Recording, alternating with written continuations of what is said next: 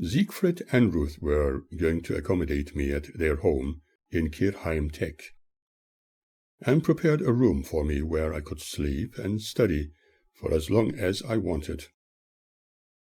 Knowing my situation, they intended to make my stay permanent. If necessary, they would become my second set of parents, possibly adopting me, but I had no idea how they could achieve it. Much later, they declared that they had been successful in doing so. However, I had no idea what it was, for nothing had been explained, and everything was kept in the dark. Maybe this was the Jehovah's Witnesses' way of living. When and if nothing could legally be done, they still wanted to make it official through different ways, but were unsure if I would accept it. In fact, I always remained neutral. Whether they succeeded in that endeavor or not was not important to me, for I had different issues to consider. For instance, paying any debts incurred on my behalf, therefore needing employment. My acceptance into a university course in which I was interested was extremely important, whether it was agreeable to the witnesses or not. For I knew that they never considered higher education necessary, believing that in the New World Order, after Armageddon, all the chosen of God would have a chance to learn supreme wisdom. However, I could not see any logic in their assumptions in regard to higher education after Armageddon, when all the known institutions and unfaithful men of science would be gone. I am sure that the Strohbachs will remember how eagerly I traveled to various cities in Germany to discover where I could be accepted for university. It was excellent that on arrival I was immediately employed by AEG, the German General Electric Company. There was a clean, interesting, and reasonably well-paid job waiting for me. However, I was also going to explore opportunities to study medicine, or psychology as I was keenly interested in them, and certainly mentally prepared to sit the entry exams. With a nice part-time job in place, I was able to look after my needs, paying for necessities as well as my educational fees. Bearing in mind that most of my childhood had been full of desperation and fear when in Ankara, I felt the need to hide my true background for fear of being belittled and ridiculed. Even when sharing the schooling system therein, I always attempted to put my hands on roll call papers so that I could alter parts of my assumed name, and when one of the other students or teachers read them, they could not mention my full name. It never made any sense when my surname had a certain ending, which declared my actual background, which I needed to hide from others, while my brother's had no such attachment with his. It also did not make any sense when, at family gatherings, it was often said that not having that kind of addition to our surnames was wise while living in Turkey. But then I used to ask, why did my father, who originally did not want me around, trying to force my mother to miscarry and so to end my birth, register a surname which I had to hide? I wondered why my name had an additional Jan, whereas my brother's had none. I thought that it was probably for a purpose so that when an opportunity arose, I could be disposed of as per his original desire. It was obviously his chosen name, but I kept asking how he survived the ordeal, or was it perhaps wrongly recorded by someone else? He was very determined to reject me, and now his desire to get rid of me was becoming a reality, for I was never going to make the effort to get close to him. This was only out of respect to him as my father. At the first opportunity, I was going to change my name, for I did not want to live with an assumed one, which caused much embarrassment and ridicule. I will be telling a lot more about my unwanted name of Karabükyan, which German officialdom either deliberately or unknowingly changed to Karabikyan, and would not take any note of my attempts to correct it. Perhaps they just wanted it to sound similar to their own tongue, bypassing my intelligence. After all, they had to be right.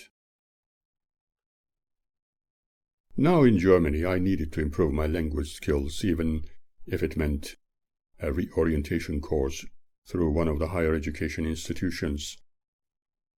The Strohbachs were very eager to help me with spoken German. By associating with them and their relatives, shopping, listening to their local broadcasts, and literally forcing me to think in their language certainly helped me. That was an interesting adventure in itself. However, my studying discreetly at a university towards an exciting and fulfilling future would most certainly be considered as being too worldly by the witnesses. Although it was not their problem, I was unsure how the Strohbachs would take it at the time, for they were heavily involved with the witnesses. I was prepared for any out-of-the-blue situation. The witnesses preferred to study only the Bible, preach the Word of God to others, and spend more time pioneering than educating themselves. Educating oneself towards making money was seen as materialism, which a witness should always avoid. But hard work in simple and boring employment which did not entertain or occupy one's mind fully would be just enough. How was one to deal with the situation without detection of one's intentions? Work was important for day-to-day expenses and educational fees, but studying at one of the universities was paramount.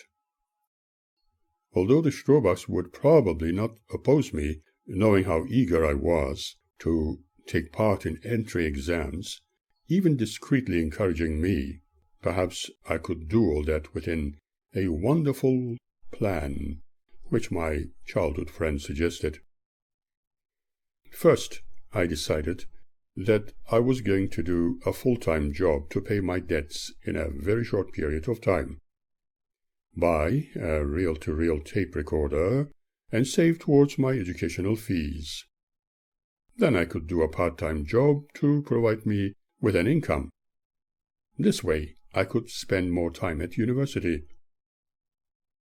Weekends were reserved for outings, more discoveries about the German way of living, and outdoor activities such as playing tennis or flying sailplanes through a club. It also meant many sleepless nights studying. Since my arrival in Germany was a new experience for me, I expected to be met by Siegfried or his wife at the Stuttgart terminal. But it was not to be. Maybe I was dreaming of that also. Remember, it was the absolute first time that I had been there. When in Stuttgart, passengers from other countries were subjected to passport and ticket inspections, and some were detained in some of the offices. My knowledge of German being inadequate, I thought I would have minor problems with that. But many of the officers spoke either French or English, and a few attempted to speak Russian. Announcements were presented in several languages. For the first time ever, I felt completely lost for a little while, saying to myself, "Pull yourself together, Suren. You can do it." In that instant, I became aware of my childhood friend saying, "Come, my friend, We can certainly do it." That gave me the confidence to move ahead with complete trust in myself. For who else could I rely on?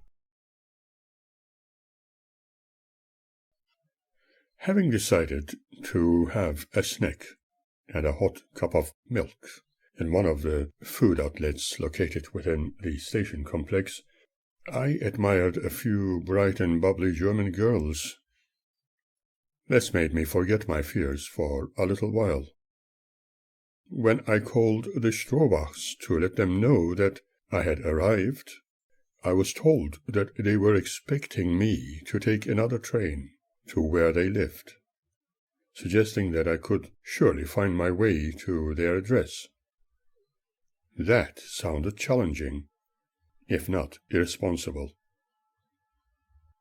I told them that I had never been to this part of Germany before, and therefore I would appreciate it if they would meet me at Kirchheim Tech station. They did, but probably a little reluctantly. I was surprised, but was not going to let it spoil the fun. It was interesting to see a large card held up high with my name on it. Siegfried was swinging it from side to side, and they were very excited about my arrival, just the same as I was. They had a small car which he drove, and both could not control their excitement, even when we arrived at their 2-story home, which was built like townhouses. Some of them were known as Betriebhäusern, the houses in which only workers for whatever company employed them were housed. It was evening, and I was asked if I wanted to have a bath before or after dinner, and probably have an early night. I would have preferred to sit and talk with them, but went along with their suggestion. The bathwater was filled with sweet-smelling bath salts to relax the body, and the light food Ruth had prepared included herb soup, thinnest slices of dark German rye bread, and aroma-rich cheeses, which included Limburger. Until then I had never tasted such cheeses, although I had heard of them. I was, however, familiar with blue cheese and Stilton. This was an adventure I had agreed to undertake, and so felt the need to try them. They were certainly different compared with the French cherveux or Turkish feta, but interesting. I spoke partially in German, English, Turkish, and French with Siegfried and Ruth. She told me that her father was a very dedicated witness, allegedly belonging to the 144,000 or small flock under the leadership of Jesus, as allegedly mentioned in the scriptures. Her father reminded me of my uncle in his looks. Then we spoke briefly about where I was to work, and that they had already got employment reserved for me. We discussed what I was going to get paid, and what I needed to pay them for the sublease or my room, for little necessities like gas, electricity, and food, as well as what I owed at this stage for the expenses incurred with regard to my journey. I said that I was going to pay what was owed in full as soon as possible, for I considered it to be my first priority, and they were extremely happy about this arrangement. The next day I was introduced to the AEG factory, after arriving there with Siegfried, but from the following day on I was to take the company bus. The floor manager Manfred showed me around, telling me all about the technicalities of my job as a transformer tester, and various sections of the factory where other parts were manufactured. Seeing a lot of equipment and heavy machinery was very exciting. By now I knew everything from the canteen to the bathrooms, and was ready for this new experience. Through this company I was to become even more interested in electronics, recording apparatus, television, video cameras, amplifiers, and speakers. I contemplated getting a recording device, even if it was old and second-hand, but first I was going to pay my debts within the first 3 weeks. I decided that my adventure was going to be a good one. My childhood friend accompanied me wherever I went, and so another chapter of my life had begun. When I arrived in Germany, it was a bitterly cold winter's day. At the weekend, as I looked out from my bedroom window, all I could see was a vista of white stretching for miles and miles in all directions.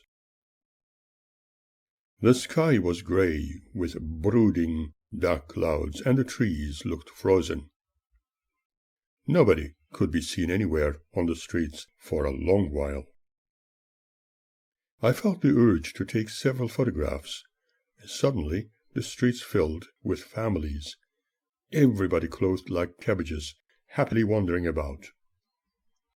Both Siegfried and Ruth wanted to go into the city to show me around, but also frequent one of their meetings. My first impressions of Kirchheim Tech were that it was an old town with wonderfully preserved historic charm, architecture, town hall, schools, shops, and wide streets. My impression of the city will always be of falling in love with it.